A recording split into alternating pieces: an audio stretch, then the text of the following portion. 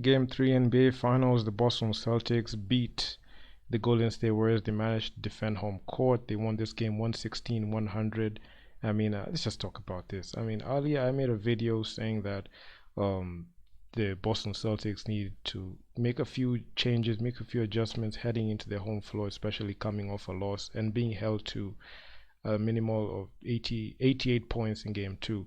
So they did absolutely that, having multiple players, four players average scoring 10 points or more, and having your three players on the floor, Jason Tatum, Jalen Brown, and Marcus Smart, who came up huge with 20 plus points and just had a spectacular performance. And this is what they need. They need to play like this consistently so that they can be able to at least win this series in the shortest amount of games as possible. So right now they're leading 2-1, and even the whole overall like environment for in the TD Garden, the way the Boston Celtics fans received the Boston Celtics and the way they just supported them, and especially the big men who came up huge down the stretch, and Al Horford, Robin Williams. They just came in and just played pretty well. Jason Tatum, he scored throughout the whole game. Jalen Brown, he started hitting his shots early in the game, and he racked up 27 points. Robin Williams in rebounds, he had 10 rebounds. I mean, the assists, you could see Jason Tatum 9 assists. He came up huge. In the blocks department, you got Robert Williams the third. He had 4 blocks. Though Stephen Curry, he led the Golden State Warriors in scoring by 31 points, but the Boston Celtics, they were just unified and just came in pretty good. And in the rebounds, you can see the Boston Celtics led. They out rebounded the Golden State Warriors. They didn't lose the edge in the rebounds category because they had 47 total rebounds. And the assists, they dished around pretty well, 28 assists. They were tied with the Warriors in 7 steals, but had the upper hand in blocks with 7 blocks. And eventually, just the Boston Celtics just shot pretty well, 48% from the field, 38%, 37% from deep, and 70% from the line, which they need to improve on, especially in these NBA finals. You cannot let your players who are going to the line not shoot better. So they have to shoot better from the line. As on the other hand, the Golden State Warriors shot 46% from the field, 37% from deep, and 87% from the line. So they came up pretty well. They came up pretty huge, but it wasn't enough to outlast the Boston Celtics. The Boston Celtics they just knew what they're doing on the floor. The biggest lead by the Boston Celtics was 18 points.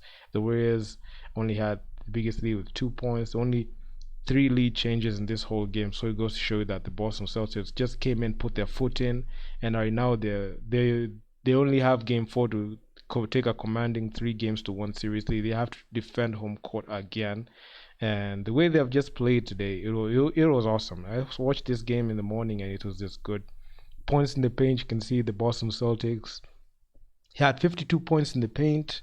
They outscored the Golden State team 52 points to Golden State's 26 points in the paint. So you can see the Warriors they lived and died by the three, and they were not able to generate shots inside the paint. So if you're not able to score like half of your points in the paint, and you're not able to break even on the threes, man, you're not winning that game. So you can see the Warriors really struggled in points in the paint. Second chance points, the Boston Celtics just came in and did their thing. They doubled the second chance points, 22 second chance points, the Golden State Warriors 11.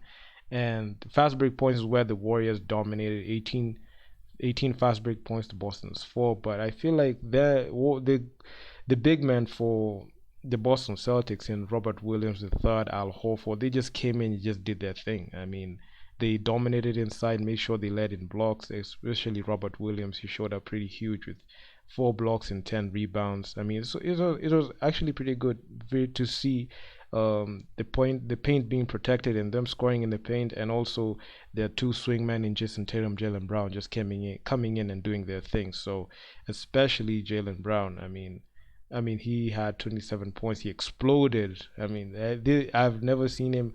Okay, I've seen games where he explodes, but not like this, man. This guy just erupted, especially in the first quarter, and it was just pretty physical all through. And it gave you the result that you expected. They are up 2-1, and it's actually pretty good. So yeah, man. I mean, I love this game a lot. I watched it, and it's just going to be an interesting series. I just want to see how the Golden State Warriors react and adjust, and I just want to see how the Boston Celtics are going to move, especially in this game four, because it's pivotal. It's either the Boston Celtics go up 3-1 or the Golden State Warriors tie up the series 2-2.